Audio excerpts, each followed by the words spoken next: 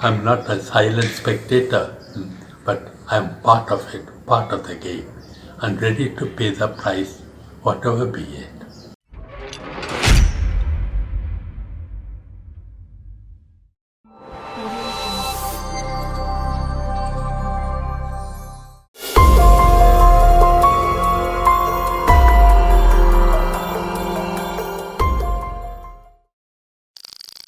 ஆயிரத்து 818 மகாராஷ்டிராவின் புனே மாவட்டத்தில் உள்ள பீமா ஹோரேகான் என்ற இடத்தில் உள்ளூர் பார்ப்பன மன்னர் இரண்டா பாஜிராவிற்கு எதிரான போரில் ஆங்கிலேய இராணுவத்தில் இருந்த தலித் படையினர் வெற்றி அடைந்தனர். இவர்களில் பெரும்பான்மையினர் மகர் இனத்தை சார்ந்தவர்கள். இந்த வெற்றியை ஒவ்வொரு வருடமும் ஜனவரி 1 அன்று தலித்துகள் கொண்டாடி வருகின்றனர்.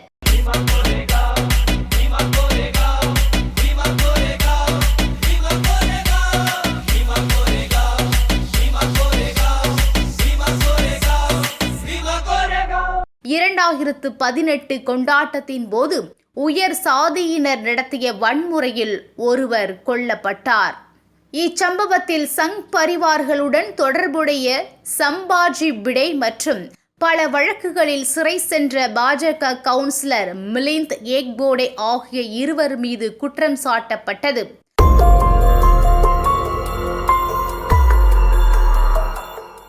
மிலிந்த் ஏக்போடே மட்டும் சில நாட்கள் சிறையில் அடைக்கப்பட்டார். சம்பாஜியை காவல்துறை தொடவில்லை. ஆனால் சம்பாஜியின் சீடர் துஷார் தாம்குடே என்பவர் கொடுத்த புகாரை தொடர்ந்து வழக்கு விசாரணை திசை மாறியது.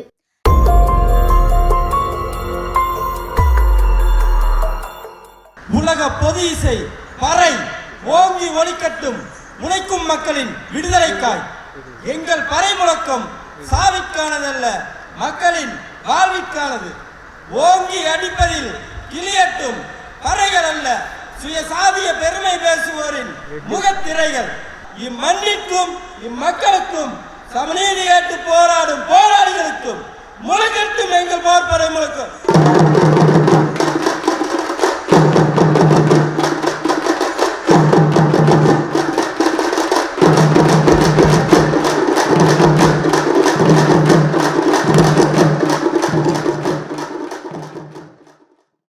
பீமா ஹோரேகான் நிகழ்வுகளுக்கு முந்தைய தினமான டிசம்பர் 31, 2017 அன்று நடைபெற்ற எல்கர் பரிஷத் என்ற கூட்டத்தில்தான் இந்த வன்முறைக்கான சதி திட்டம் தீட்டப்பட்டதாக கூறி காவல்துறை கைதுகளை தொடங்கியது. ஓய்வு பெற்ற ஆங்கில பேராசிரியர் சோமாசன், வழக்கறிஞர் சுரேந்திர ஹாட்லிங், கவிஞர் சுதீர் தவாலை மற்றும் மனித உரிமை செயற்பாட்டாளர்கள் மகேஷ் ராவத், ரோனா வில்சன் ஆகியோரை அர்பன் நக்சல்கள் என்று கூறப்பட்டதுடன் பிரதமர் நரேந்திர மோடியை கொலை செய்ய திட்டமிட்டதாகவும் குற்றம் சாட்டப்பட்டனர்.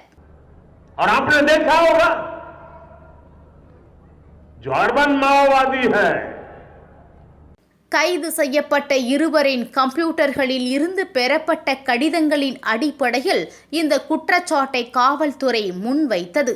ஆனால் அம்னஸ்டி இன்டர்நேஷனலின் டிஜிட்டல் பாதுகாப்பு குழுவான அம்னஸ்டி டெக் இந்த கம்ப்யூட்டர்களில் மால்வேர் எனப்படும் வைரஸ் மூலம் தாக்கப்பட்டதாகவும் இந்த கடிதங்கள் அதில் பின்னர் வைக்கப்பட்டிருக்கலாம் என்றும் தெரிவித்தது.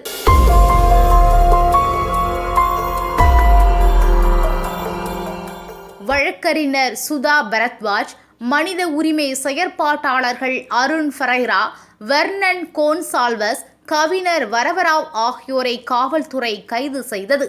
இவர்கள் அனைவர் மீதும் சட்டவிரோத நடவடிக்கைகள் தடுப்பு சட்டத்தின் கீழ் வழக்குகள் பதிவு செய்யப்பட்டன.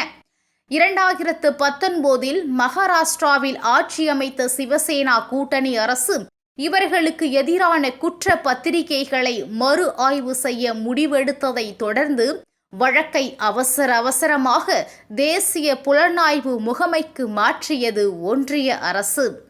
இதன் பின்னர் கல்வியாளரும் அம்பேத்கர் குடும்பத்தை சார்ந்தவருமான ஆனந்த் தெல்தும்டே மற்றும் மனித உரிமை செயற்பாட்டாளர் நவ்லகா உட்பட 16 சமூக செயற்பாட்டாளர்கள் கைது செய்யப்பட்டனர். இதில் 84 வயதான ஃபாதர் ஸ்டான் சுவாமியும் ஒருவர்.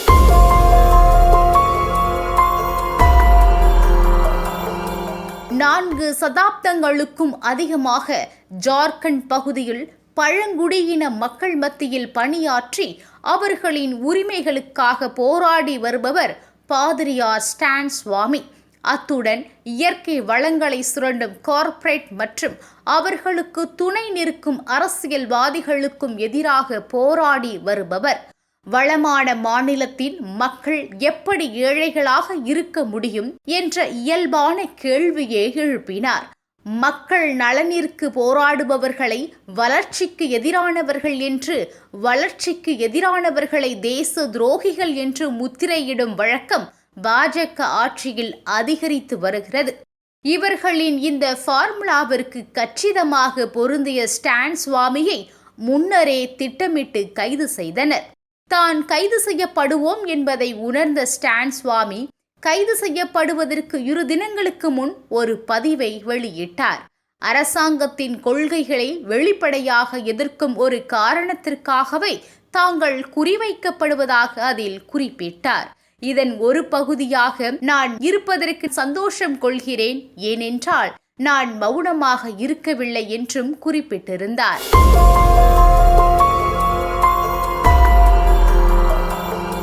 We are all aware how prominent intellectuals, lawyers, writers, poets, activists, student leaders, they are all put into jail just because they have expressed their dissent or raised questions about the ruling powers of India.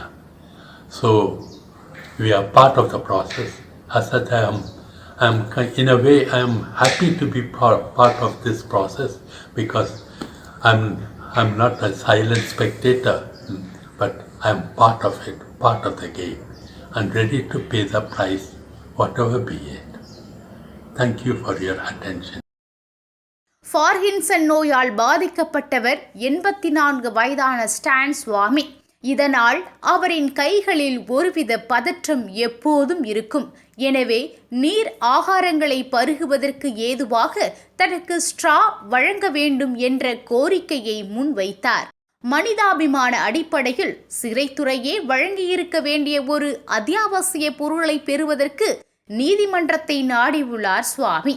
இதற்கு NIAவின் பதிலை கோரியது நீதிமன்றம். பதிலளிக்க 20 நாட்கள் அவகாசம் கேட்டது NIA. அந்த அவகாசத்தையும் நீதிமன்றம் வழங்கியது. இந்நிலையில் உடல்நலக்குறைவால் மருத்துவமனையில் அனுமதிக்கப்பட்டிருந்த ஸ்டான் சுவாமி தனக்கு பிணை வழங்குமாறு மும்பை உயர்நீதிமன்றத்தில் மனு தாக்கல் செய்திருந்தார். 2021 ஜூலை 5 அந்த மனுவின் விசாரணை தொடங்குவதற்கு சற்று முன் மருத்துவமனையில் உயிரிழந்தார் ஸ்டான் சுவாமி.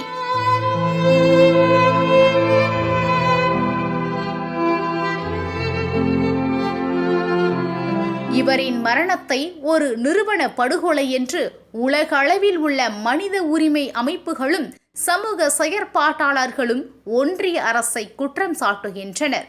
கொரோனா காலத்தில் சிறையில் உள்ளவர்களை விடுவித்து இட நெருக்கடியை குறைக்க வேண்டும் என்று உச்சநீதிமன்றம் உத்தரவிட்ட போதும் இவர்களை விடுதலை செய்ய அரசாங்கம் தடை விதிக்கிறது. வயது மூப்பு, நோய், கொரோனா தாக்கல் அச்சம் என பிணை வழங்குவதற்கு பல சாத்தியக்கூறுகள் இருந்தும் இவர்களின் பிணையை அரசு தொடர்ந்து எதிர்த்து வருகிறது. இவ்வழக்கில் ஸ்டான் சுவாமியோடு கைது செய்யப்பட்ட மற்ற செயற்பாட்டாளர்கள் மனிதாபிமான அடிப்படையில் பிணையில் வருவார்களா அல்லது பிணமாகவா?